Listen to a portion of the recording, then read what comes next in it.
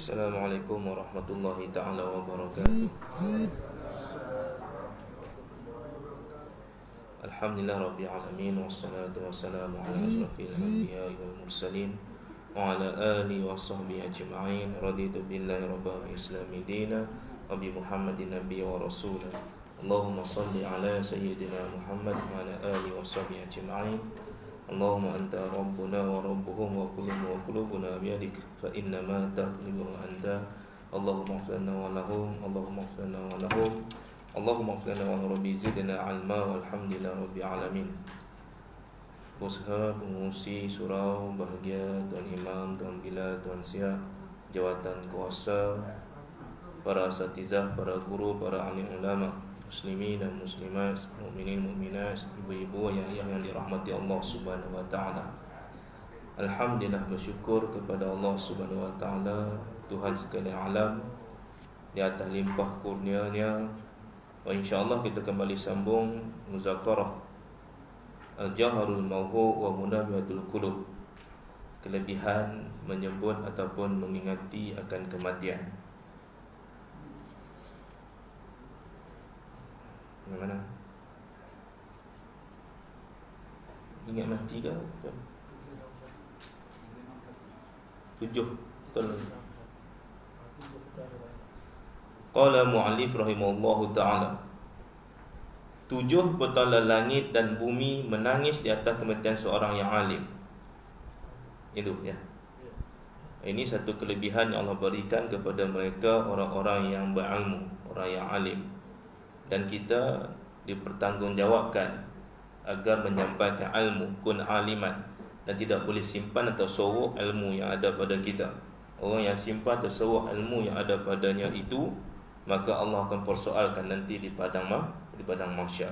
Jadi kita kena sampaikan, maksudnya dengan ilmu yang baik, ilmu yang bermanfaat. Sabda Nabi SAW, "Iza mata alimul bakas alaihi samawati wal ard sab'ina yauman."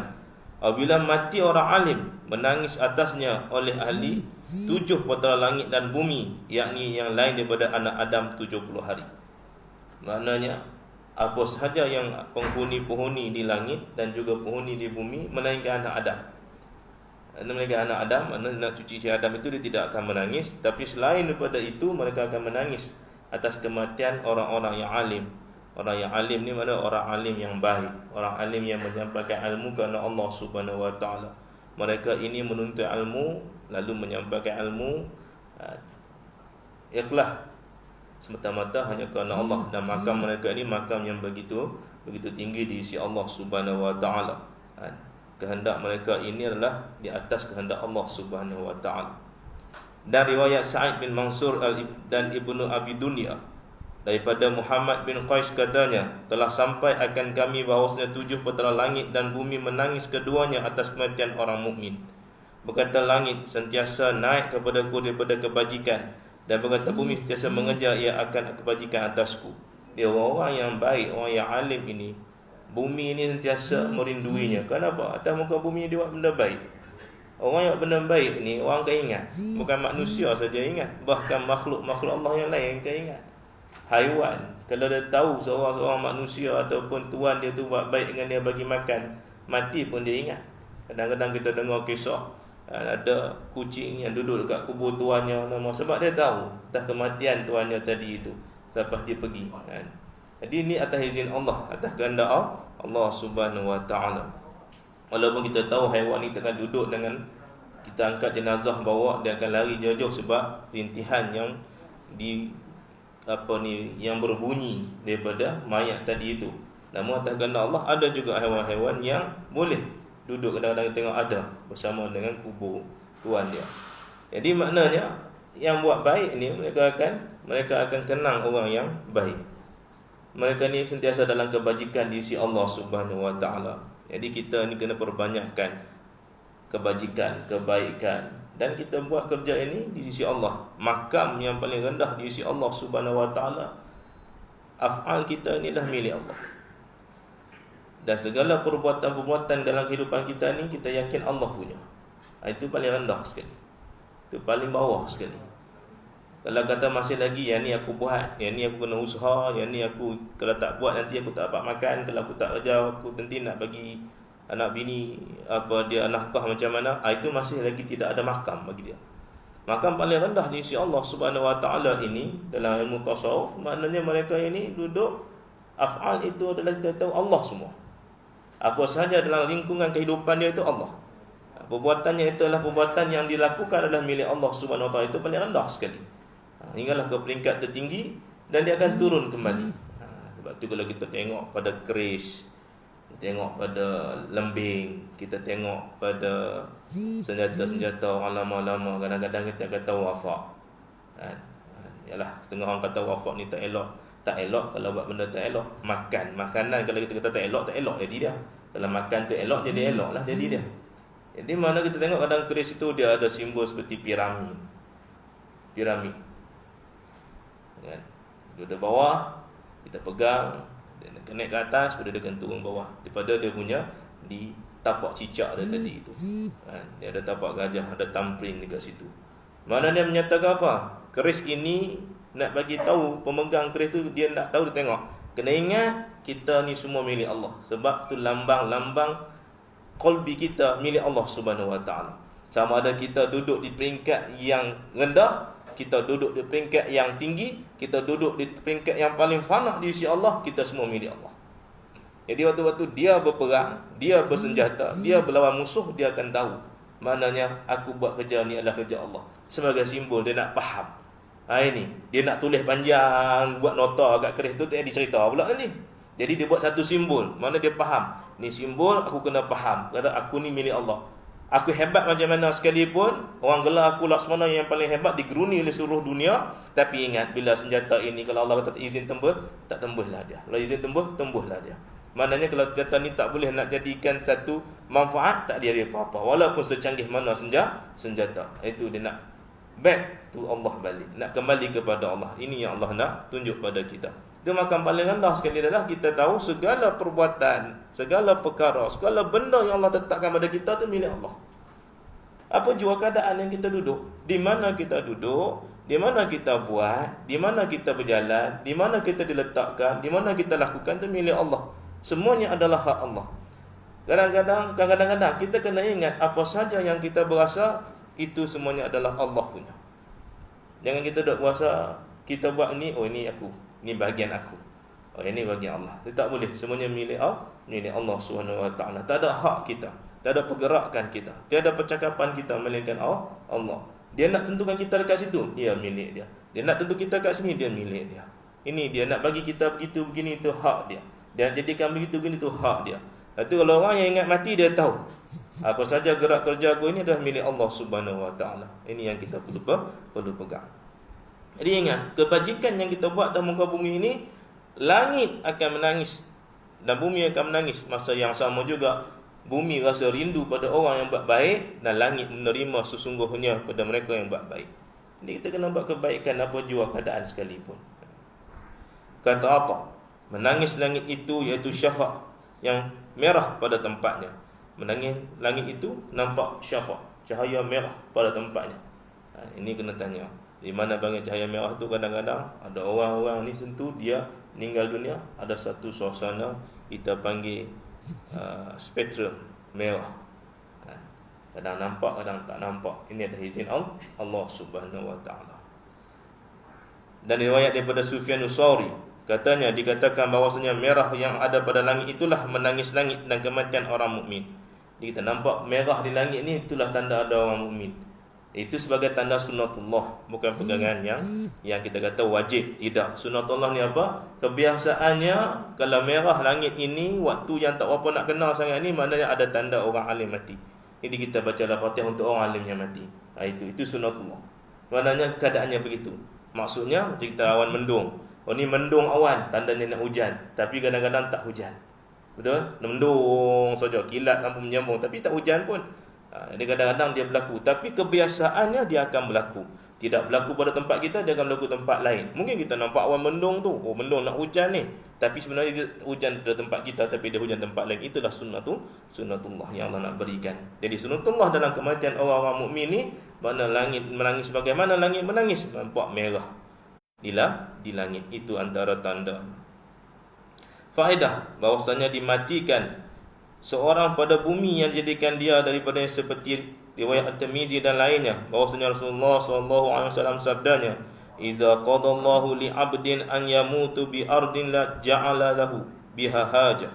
Apabila menghukum Allah Taala bagi hambanya bahawa mati ia dengan suatu bumi, menjadi ia baginya dengan dia akan suatu hajat, yang apabila sampai ia pada bumi itu diambil akan rohnya. Dan riwayat Dailami dan hadis marfu', tiap-tiap kanak-kanak yang diperanakkan dia ditabur pada pusatnya daripada tanah kuburnya, maka bila mati ia dikembalikan dia kepada tanahnya. Ini cerita-cerita yang menceritakan Allah menghukum Allah Ta'ala hambanya bahawa mati ia dengan suatu bumi. Mana kita mati di satu tempat. Bumi ni maksudnya tanah, tempat.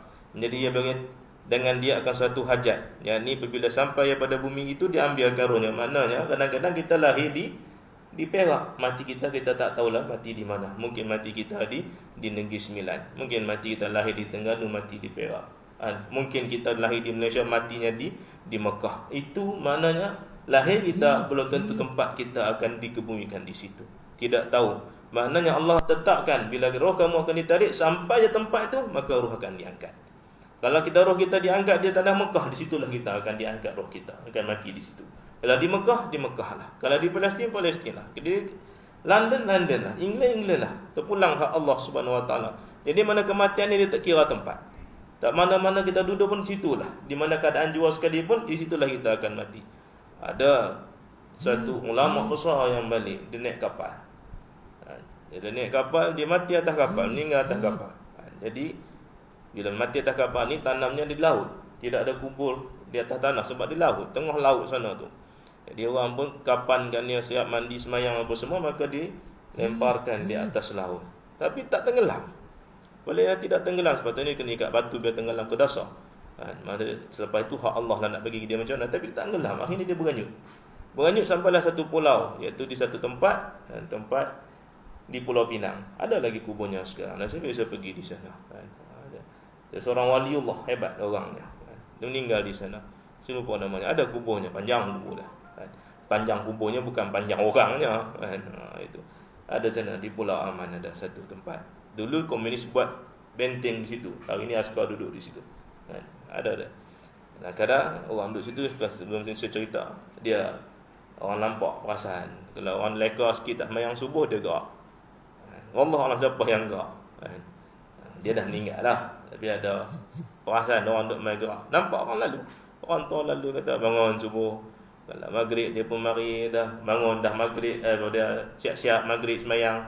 Tak tunggu dah, pergi semayang lalu lah. Duduk. Ada dekat sana. Ada lagi. Itu sebahagian Allah nak matikan dia kat mana? Matikanlah. Kita tak ada tahu di mana keadaan. Tapi bila sampai tanah kematian kita di situ, maka kita akan pergi bertemu dengan Allah Subhanahu Wa Taala. Kita walaupun kita hajat kita nak duduk tempat lain, nak mati kat lain, tapi belum tentu hajat kita akan sampai di situ. Kerana bukan hak kita. Ini yang namakan di mana aku mati sekalipun di situlah aku ditanam. Dalam hadis marfu' yang lain, tiap-tiap kanak-kanak yang diperanakkan, dia ditabur pada pusat daripada tanah kuburnya. Ini dia satu kisah makna ya. Pusat kita ini tanah yang dijadikan, sebab kita tubuh badan kita ini Nabi Adam dengan 40 jenis tanah. Jadi antaranya disebut tanah di pusat kita adalah tanah yang tempat kita akan tanam. Tanah kubur tadi tu ada letak di pusat kita. Walaupun kita ni bukan dibentukkan seperti Nabi Adam, tapi asal kita daripada tanah. Maka setiap roh yang keluar tadi itu bila masuk jasad itu daripada asalnya tanah, makanya di situ ada satu tempat yang nak tahu dengan kita pergi ambil DNA kat tadi ni tanah mana dia nak mati ni, pergi cari pula. Jumpa doktor, cek dekat pusat tu tanah mana, ambil daki keluar. Daki tu tanah lah. Sebab manusia ni akan mengeluarkan tanah dari tubuh badan dia setiap hari. Namanya daki. Dia akan keluar. Setiap hari akan keluar. Tapi kita tak perasan tu yang banyak debu kat rumah tu. Dan mana debu tu tutup habis dah. Ni badan kita penuh dengan tanah ni. Dia hari-hari dia akan mengelupas keluar. Kita duk orang panggil apa? Kalau ulak saling kulit. Kita hari saling kulit. Itu duk keluar kan. Ini. Jadi kat pusat kita itu dikatakan itulah tanah yang tempat kita akan ditanam. Ini atas hak milik Allah Subhanahu wa taala. Tidak ada satu yang mustahil di sisi Allah Subhanahu wa taala. Ini disebut dalam hadis marfu'. Dikembalikan dia kepada tanahnya. Jadi di situlah tempat. Jadi kalau kita duk cek, mana tahu tiba cek tak ada, orang takkan jumpa. Tapi kalau Allah izinkan jumpa lah. Kita tak boleh nak tahu. Baru ni orang jumpa mumia di Mesir ni lama lah, banyak lah piramidnya. Saya baru tak habis tengok lagi rakaman tentang bagaimana mereka jumpa mumia tu di Mesir, satu tempat, lupa nama tempat tu. Ada 100 lebih makam, dalamnya yang 40 ada isi. 40 ada isi. Dan sebenarnya saya sempat tengok yang dia orang Mesir ni kucing. Kucing ni dia tanam sekali sebagai bahan sembahan dia. Tapi satu kubur tu, makam tu, dia jumpa kucing besar, pelik. Besar pada yang lain-lain lagi. Jadi maknanya dia buat scan, saya tengoklah dia scan apa semua. Saqqarah. Scan, cek rupanya anak singa. Tanam sama dengan mumia tadi itu, anak singa. Sebab imam tak boleh bentuk macam itu. Dia lukis gambar pada kain, dia kan lagi ada elok. Yang nak awetkan apa semua. Itu.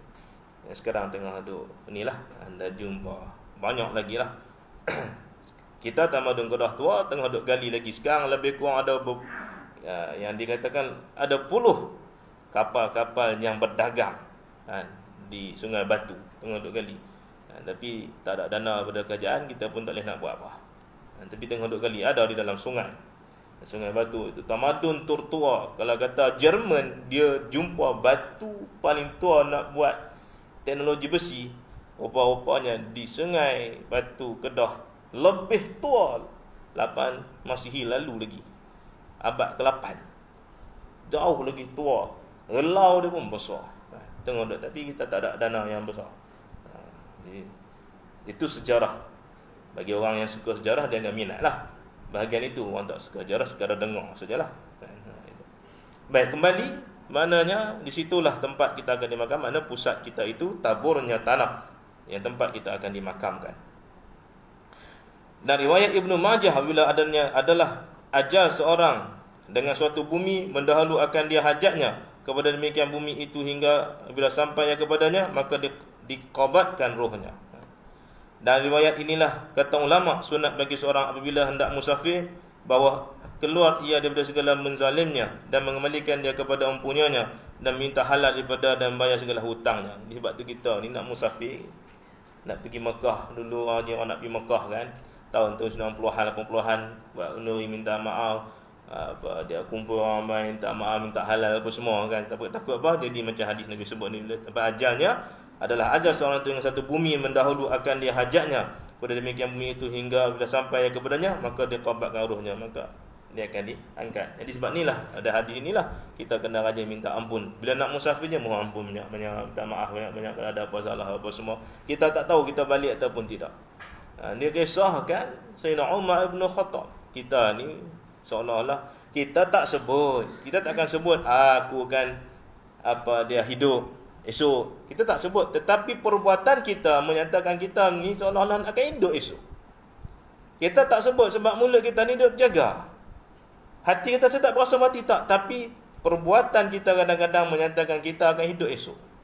Tu Sayyidina Umar ibn Khattab ketika mana anak dia balik, dia pak baju ni koyak habis dah. Baju anak Sayyidina Umar. Sayyidina Umar ni bukan calon-calon orang, raja segala raja, Amirul Mukminin. Setengah dunia ni dalam kekuasaan dia. Kalau orang panggil dia Raja Agung.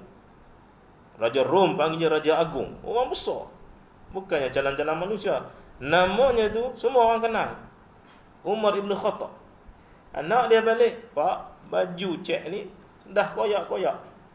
Tadi pergi main dengan kawan-kawan, kawan-kawan dek ngejek. Hang ni apa anak Sayyidina Umar baju koyak-koyak? Kita anak kita jangan nak lagu. Itu koyak. Jadi pak dia pun tengok, oh ya kah? Pi Baitul Mal, minta advan. Berapa ringgit nak beli baju, nanti cukup bulan tolak advan tu. Bayarlah. Kalau gaji 1000, maknanya baju 100 bagi 900 ya. Advan. Evan ni kita panggil apa? Gaji awal ke apa? Kan? Anak dia pun pergi lah Baitul Mal, jumpa pak cik dah. Kata pak cik, ayah suruh mana ni minta Evan sikit nak beli baju. Dia tunjuk baju dia koyak, dia kena ngejek apa semua. Kalau kita ni, kesiannya tak apa ni ada macam tu. Kan? Kita kesian semua. Sebab kita ni, sebab tu kata tadi, mungkin perbuatan kita, mulut kita, hati kita tak kata kita akan hidup, tapi kita punya kelakuan tu nak menyatakan kita akan hidup. Kesiannya aku bagi dah lebih. Ya, itu kata makam tadi berbeza. Kita makam kita ni duduk bawah pun tak sampai lagi. Paling rendah pun tak sampai lagi. Dia kata apa? Kata, lah ni, hang balik rumah, bagi tahu kat Sayyidina Umar, esok dia hidup ke mati? Kita Allah kesiannya apa ya, tak apalah nanti pak cik tulislah nanti senang bulan kita tolak. Kita tak niat, tapi perbuatan kita seolah macam esok kita hidup. Nak Evan. Dan ni hang balik rumah, hang bagi tahu kat pak hang, kata esok dia hidup ke mati? Mafhum mafhum. Hidup ke mati? Anak tadi itu baju koyak balik cakap dengan Sayyidina Umar, kata pak tadi pak cik cakap kata dia takkan bagi dia Baitul Mal, tapi dia kata esok hidup ke mati. Kalau esok hidup mai ambil, tapi kalau mati siapa nak bayar? Sayyidina Umar dengar lagu tu menangis situ juga. Ni kata Sayyidina Umar nangis kat situ. Sayyidina Umar ni kan jalan-jalan manusia. Kekayaan dia itu kalau ikut logik akal kita memang kaya lah, ikut kita lah. Kenapa? Kerana satu ketika dia menghantar surat ke bumi Rom, suruh masuk Islam. Mungkin kalau silap, mungkin Parsi, tapi maksudnya Rom. Dia hantar surat, masuklah ke dalam Islam. Aslam taslim. Aslim taslam. Masuklah ke dalam agama Islam, kamu akan selamat. Tapi Rom ni, dia kata tak nak masuk Islam, tapi kami akan bayar ufti. Dia hantar bala tenteranya 3,000 orang, bawa mah, bayar ufti kepada Sayyidina Umar. Bayangkan, bayar ufti kepada Umar, 3,000 orang bala tentera bawa mah. Kami tidak akan masuk Islam, tapi kami akan duduk bawah naungan Raja Agung Umar Ibn Khattab. Ini Sayyidina Umar. Bukan seorang khalifah biasa, bukan orang yang, tapi inilah sifat kewatakan yang ada pada Sayyidina Umar Ibn Khattab. Bayangkan, 3,000 bala tentera, bukan calon orang, tentera bawa mah, masuk bumi Madinah. Bila masuk ke pintu gerbang Madinah, jumpa seorang lelaki. Lalu panglima ni kata, ya Muslim, orang Islam, di mana istana Raja Agung Umar? Dia pun pelik, istana kita hari ni terbalik. Rumah dah besar. Dia kerja apa? Dia pegawai tu. Rumah besar ni je. Dia rumah besar. Rumah besar ni je. Kata apa biji? Tanya habis. Yang ni, orang tanya pada orang Muslim tadi tu, tentera Rom ni, ya Muslim, mana istana Raja Agung Umar Ibn Khattab? Kami nak pergi ngadap dia. Istana apa kata? Istana apa? Lah ni hampir terus, betul belok. Lagi jumpa. Dia ada kat sana. Dia pun beredar. Panglima dia pun pelik lagi. Dia kata, orang ni tak minta apa-apa kah? Selalunya nampak bala tentera dengan bawa peti besar ni, dia akan, Rom ni perangai dia, sifat dia, dia akan bawa peti ufti, lepas tu dia akan bawa satu peti kosong. Bukan, satu peti khas. Peti khas ni bukan untuk raja, bukan untuk kerajaan, tapi peti ni untuk dibagikan bila dia jumpa orang tu mesti akan minta. Tak ada ke apa-apa upah, duit tu lah dia akan bagi. Satu peti tu. Bagi apa? Mahal. Dinar. Tapi dia pelik. Tak minta apa. Sahih. Ni memang orang Islam. Dia pun tahu sifat orang Islam. Tak minta-minta. Tanya-tanya. Tak tanya sudah. Peti tu pergi macam tu ke? Pergi penuh, balik penuh. Dia pun masuk dalam bumi Madinah. Sampai ke hujung lorong. Lepas tu ceritalah. Apa dia wave tadi tu. Pusing. Bila nak masuk, dia pusing juga. Tak ada, semua rumah kotak, rumah sutuh ni. Mana istana besar tak jumpa. Istana Rom macam dibayangkan dalam apa dia kisah sirah Nabi, tiang dia pun besar mana. Tiang dia besar surah kita. Surah kita ni pun besar dah rasa. Tiang dia besar. Agak-agak istana dia macam mana? Dia cari istana dia duduk bayang Raja Agung Umar ni mesti besar lagi daripada raja dia. Sebab dia duduk tawan habis semua dah. Pusing-pusing tak ada nampak semua rumah kotak. Lalu-lalu nampak bawah Kuat Tamat ada seorang duduk. Dia pergi jumpa. Ya Muslim panggil lagi. Panglima kata. Mana istana Raja Agung Umar? Istana apa tak? Nak buat apa? Kami nak jumpa dia. Kami nak jumpa dia, ada hal. Ringkasnya kata, kalau aku kata aku ni Umar, hang percaya tak percaya? Kalau kita lagu tu, wah. Kalau aku ni Umar, kalau nak jumpa Umar, akulah ni Umar, percaya tak percaya? Dia tengok atas bawah, kamukah Umar? Akulah Umar. Situ juga asyhadu an la ilaha illallah asyhadu anna Muhammadar Rasulullah. Islam panglima tu. Tadi pergi hantar ke raja, raja tak masuk Islam tapi bayar ufti. Biasalah kita kerajaan kita di bumi Melaka bayar ufti. Kan? Kerajaan semua Siam pun semua hantar ufti sebelum berlaku peperangan apa dah. Hantar mai kita ufti. Jadi sana pun sama juga. Ini dah lama, amalan yang lama. Mana kamu tidak ikut pada perintahan kami, tak nak masuk Islam, tapi kamu duduk dalam pemerintahan kami, kena bayar ufti, kena bayar zakat apa dia, apa ni, kita panggil apa? Ufti lah apa ni? Kita panggil apa? Selain daripada zakat tu? Fidyah pula. Dia tu orang tak puasa. Cukai. Lepas kata. Situ juga Islam. Dia kata kalau macam ni lah, siapa pun tak heran.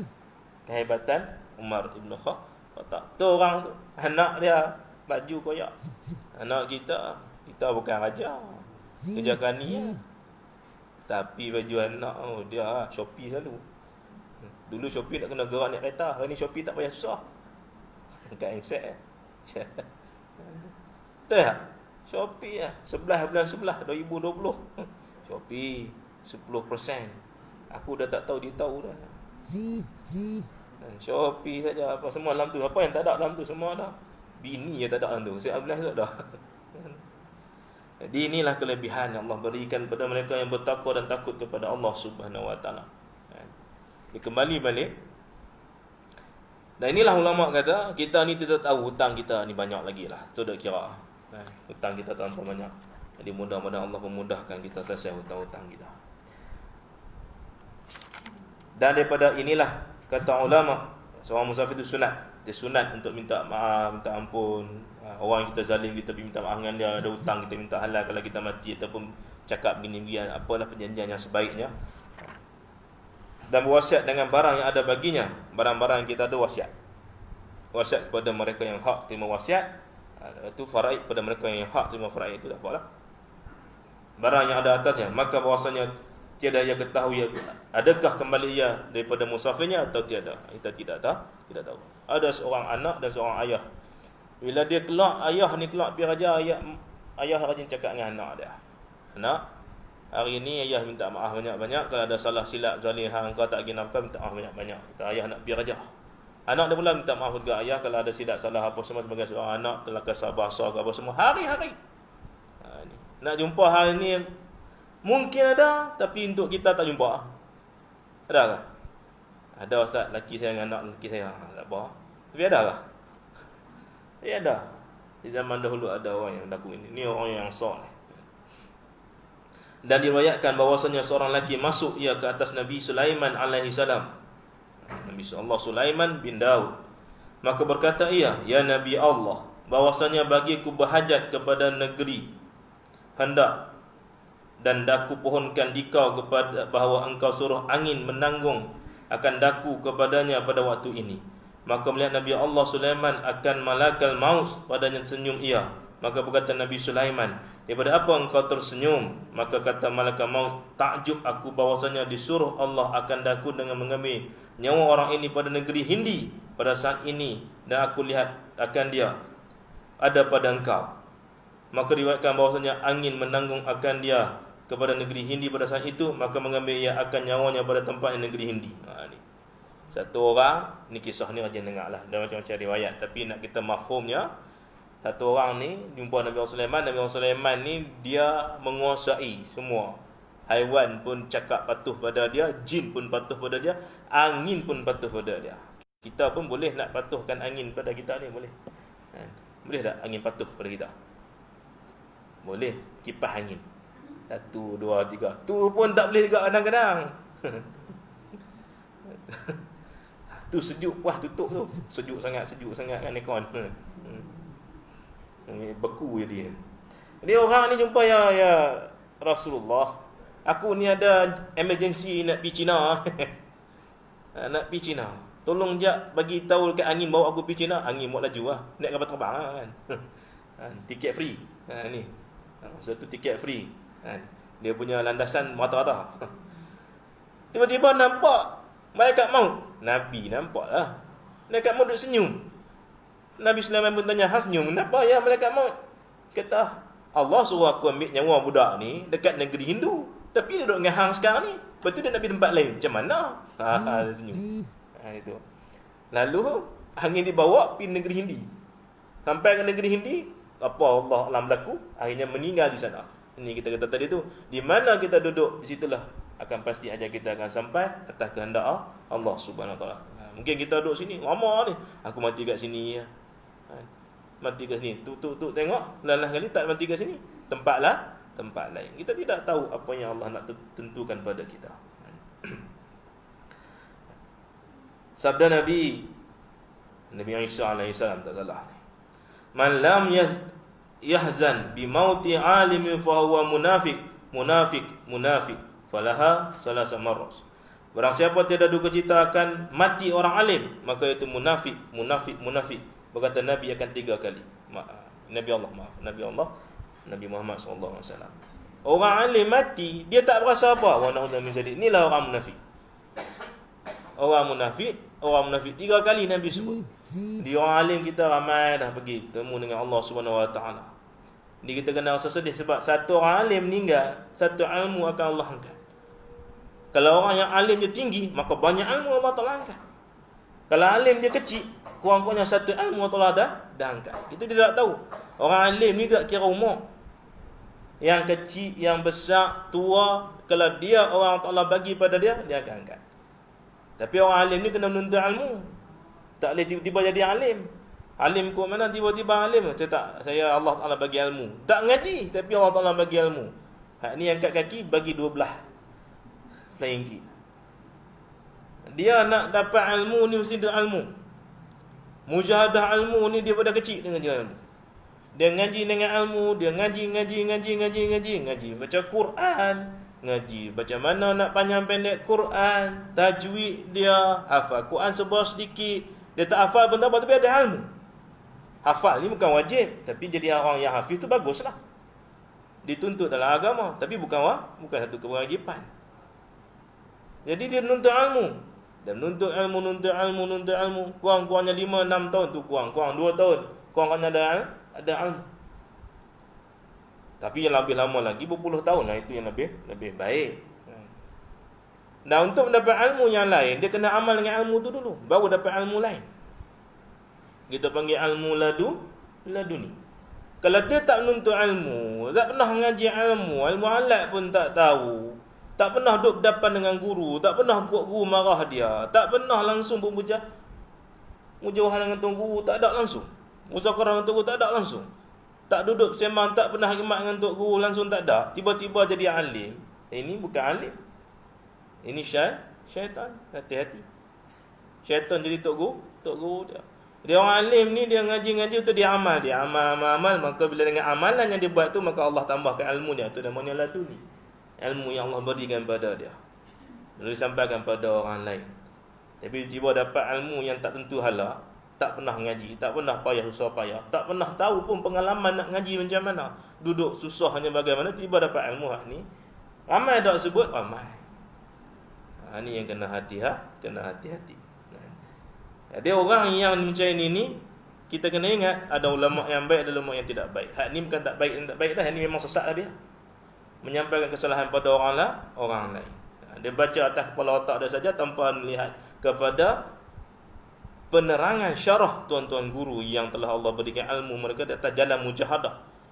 Mana ada jalan mudah. Kita tengok ulama-ulama kita sejak zaman Nabi pun begitu besar ujian Allah bagi dalam menuntut ilmu. Sepanjang kehidupan Nabi SAW 23 tahun menuntut ilmu yang betul. Jibril turun mengajar Nabi SAW.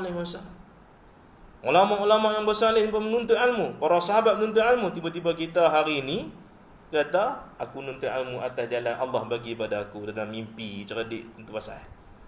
Ni salah semua sekali.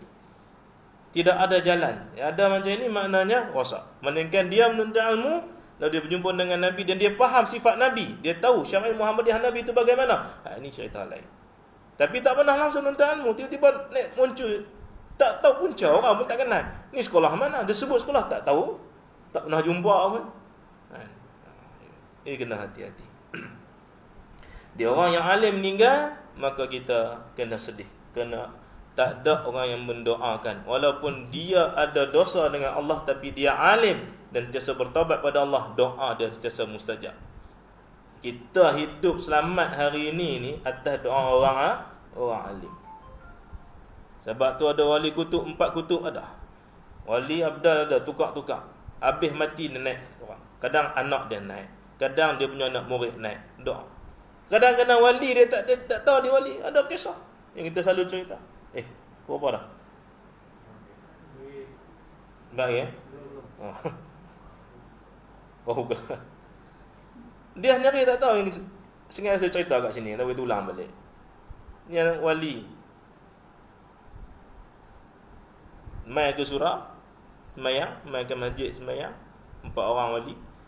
Lepas tu dia pun keluar, hak orang duk tengok selalu dia ni pun ikut sekali. Dia kata nak ikut sekali ya. Dia kata duk tanya, dia nak ikut sekali boleh ke tak? Dia nak ikut tak ada masalah. Sebab wali kena wali. Dia tak tahu dia wali. Hak 4 orang ni tahulah dia ni wali. Ni wali ni kerjanya makan sembahyang, makan sembahyang. Tu kerja dia saja. Lepas tu paling kurang kita ni leke-leke makan, sembahyang. Makan, sembahyang, makan. Jangan tidak. Ini kerja wali. Ni wali kerja wali seorang ni yang jenis ni. Dia sembahyang, ibadah, makan. Habis makan, sembahyang, dia sembahyang balik. Habis sembahyang, makan balik. Tu kerja dia. Saat kita lagi balik rumah, makan, lepas tu sembahyang. Bini marah, tak kira kerja dah. Aku wali. Jadi dia pun ikut sambil jalan tu. Untuk wali ni jalan cerita lain lah. Naik. Dia pun terikut sekali naik. Dia kata, jalan atas angin. Naik. Maka sampai satu tempat yang Allah zahirkan syurga pada mereka. Duduk kat situ. Di langit tu sana. Ini bukan kisah dongeng. Ini kisah para alim ulama. Yang tak boleh kita bayang. Ini kena ngaji lah. Baca kitab pula. Kalau tak baca kitab memang ya ke? Dongeng mana? Pulanglah. Duduk kat sana, kat sebulan. Kerja sana, mayang, makan. Cukup sebulan kata kita tak balik ke? Nak balik lah ni. Turun balik. Turun, pergi kita, semua masjid tadi tu. Duduk masuk 4 orang dengan seorang tadi tu. Lepas tu dah habis mayang apa semua, dia pun 4 orang ni berada nak balik lah. Dia kata, pergi mana tadi? Dah sebulan ni pergi mana ni? Tak tahu tempat ni, naik ke atas langit ni. Tak ada pergi kejap kata. Tanya ni nak tanya kejap ni. Kita dah sebulan yang kita jalan naik ke langit, lepas tu duduk sana orang aja makan mayang ni tempat apa? Itulah syurga yang Allah zahirkan atas muka bumi ni. Itu tempat para wali. Ya ke? Nak kata dia pun wali, dia pun tak tahu dia wali. Ini kita aku wali. Itu memang hak laki tak apa. Laki memang wajib dengan aku wali. Kalau dia tak ngaku wali susah. Hak perempuan lah ngaku wali tu, tu kena check balik. Dia makan ubat tak lagi. Baik. Habis sikit nak habis. Dan setengah ada hikayat, ada cerita. Dan setengah daripada perangai orang soleh melihat ia akan dirinya terlebih daif manusia. Ini yang peringkat tinggi. Dan bahawasanya seumpama dia tiada mustahik berhak bahawa memperkenan Allah Ta'ala akan doanya, kerana demikian itu adalah setengah daripada mereka itu tiada keluar ia serta manusia bagi minta hujan dan menolak bala dan umpamanya. Sebab tu setengah-setengah orang alim ni istisqa, hujan tak turun. Tapi kita ni kan hujan tak turun, banjir. Kampung saya banjir, Kedah Hijau banjir.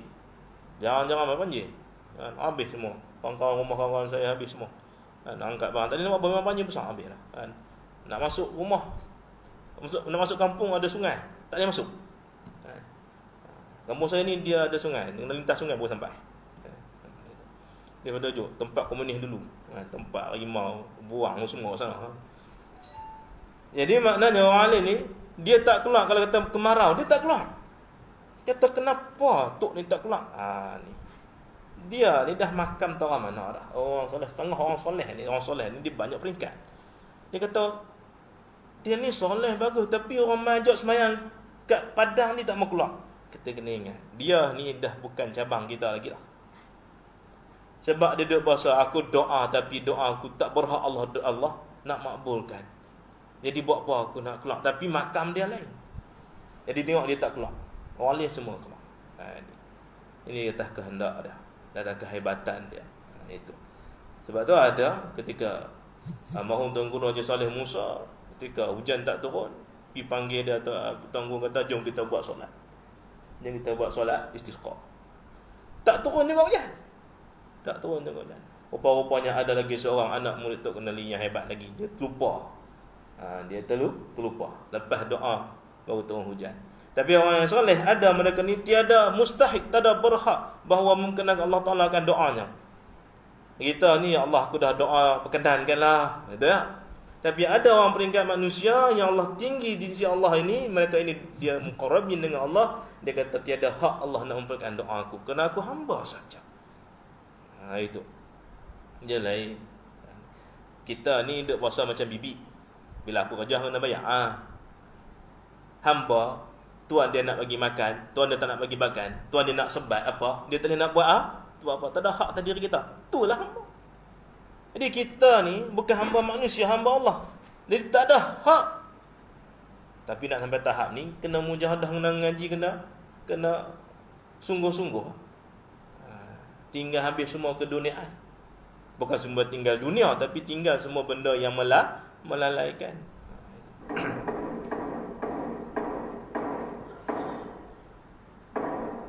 Berhak memperkenalkan Allah Ta'ala akan doanya. Kerana demikian itulah setengah daripada mereka itu tiada keluar, ia serta manusia bagi minta hujan dan menolak bala dan umpamanya. Mereka tak keluar, hanya duduk dalam rumah saja.